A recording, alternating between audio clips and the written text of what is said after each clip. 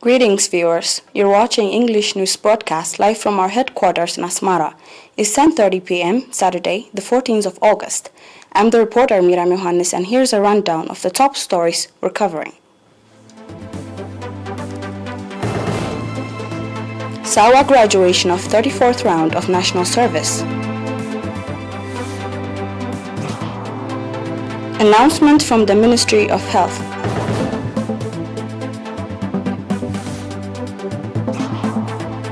Afghan president addresses nation as Taliban close in on Kabul.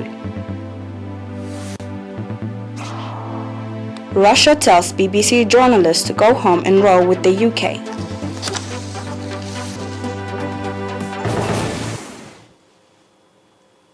And now we proceed to the details for the local news.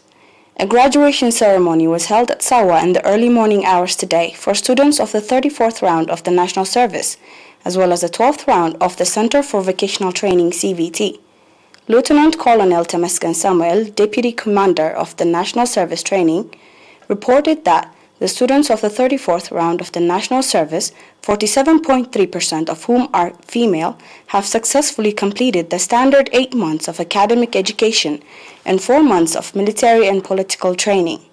Mr. Tesfai Tolde, director of CVT, on his part stated that in its 12th commencement this year, the center was graduating 1,200 students, 544 of them female, in 15 technical areas of study, in a 2-year post-secondary certificate program.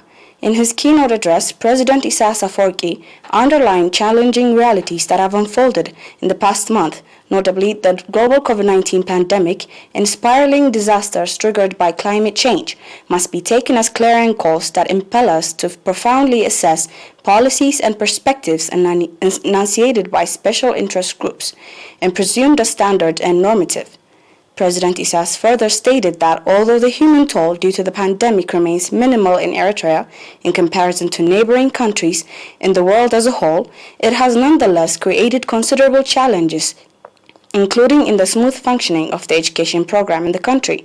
President Isaias also stated that the declaration of war and the missile attacks unleashed by the TPLF clique and its enablers against the backdrop of the peace process underway pose additional challenges and clarion calls that require appropriate vigilance. The subsequent demonization campaign unleashed to undermine our legal and moral rights of self-defense is appalling and much worse than the original crime, President Isaias noted. Awards were given to winners in various competitions and for outstanding students. The event also featured cultural and artistic programs and military parades from members of the 34th round of the National Service.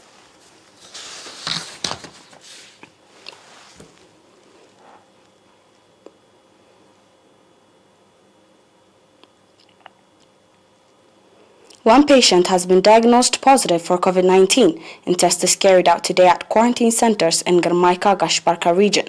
On the other hand, 3 patients who have been receiving medical treatment in hospitals in the central region have recovered fully and have been discharged from these facilities. Sadly, an 86-year-old patient in central region has passed away due to the pandemic. The total number of recovered patients has accordingly increased to 6,536, while the number of deaths increased to 37.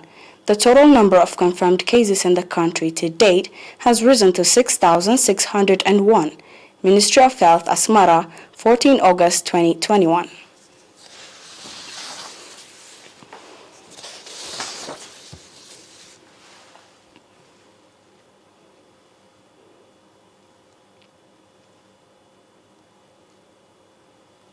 The residents of our ordered subzone are conducting environmental sanitation activities with a view to control the prevalence of communicable diseases that could occur due to lack of sanitation. The popular campaign includes sanitation activities that are suspected for being main causes for the prevalence of communicable diseases, as well as clearing mosquito breeding areas. Pointing out that the previous environmental sanitation activities have significant contribution in ensuring their health, the residents expressed readiness for the sustainability of the program. According to report, alongside the environmental sanitation program, distribution of impregnated bed nets and spraying pesticide is being conducted.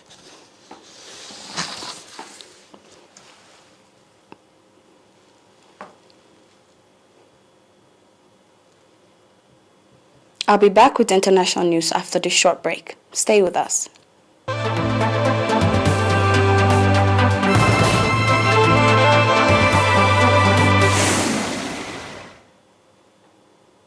Welcome back. Afghan President Ashraf Ghani delivered a televised address today in a bid to rally troops defending Kabul as the Taliban tightened their territorial stronghold around the capital and U.S. Marines returned to oversee emergency evacuations. Ghani said he was ordering the Afghan military to remobilize as they seek to defend the capital from the Taliban after the insurgents' astonishing attack throughout Afghanistan over the past week.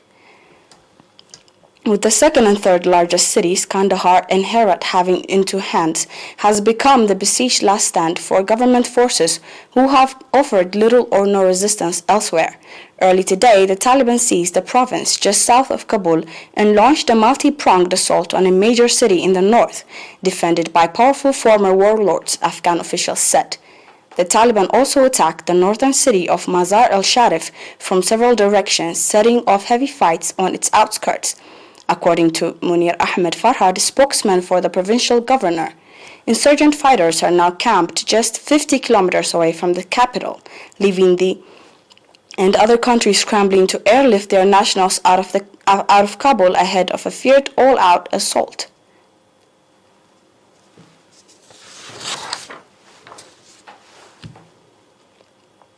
Russia has told a BBC journalist working in Moscow to leave the country by the end of this month in retaliation for what it called London's discrimination against Russian journalists working in Britain, State TV reported.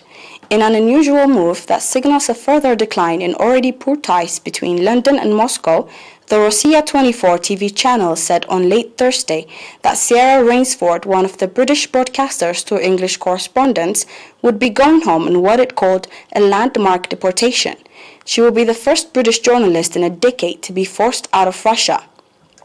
ERi-24 said Russian authorities had decided against renewing Rainsford's authorization to work as a foreign journalist in Moscow beyond the end of this month, when her existing visa expires. The move was a response to London's refusal to renew or issue visas to Russian journalists in Britain, it said. The channel cited Britain's treatment of state-backed Russian broadcaster RT and of online state news outlet Sputnik, saying neither could get accredited in Britain to cover international events.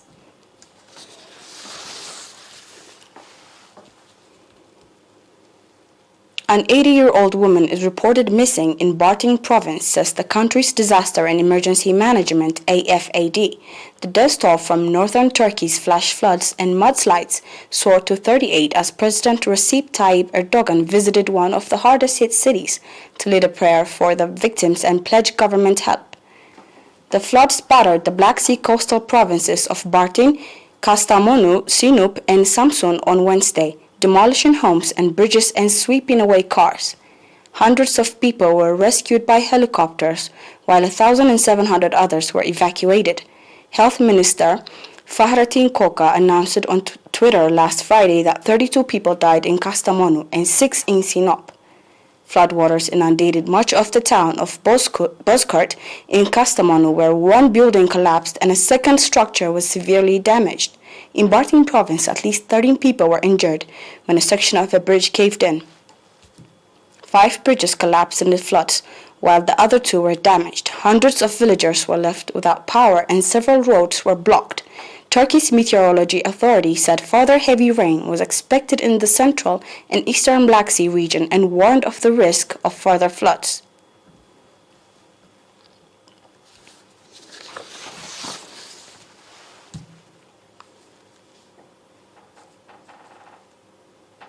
Following is a recap of our top stories.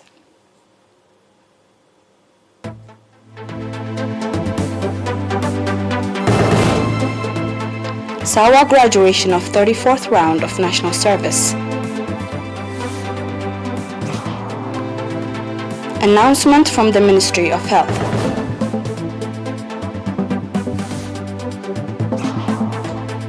Afghan president addresses nation as Taliban close in on Kabul. Russia tells BBC journalists to go home and roll with UK.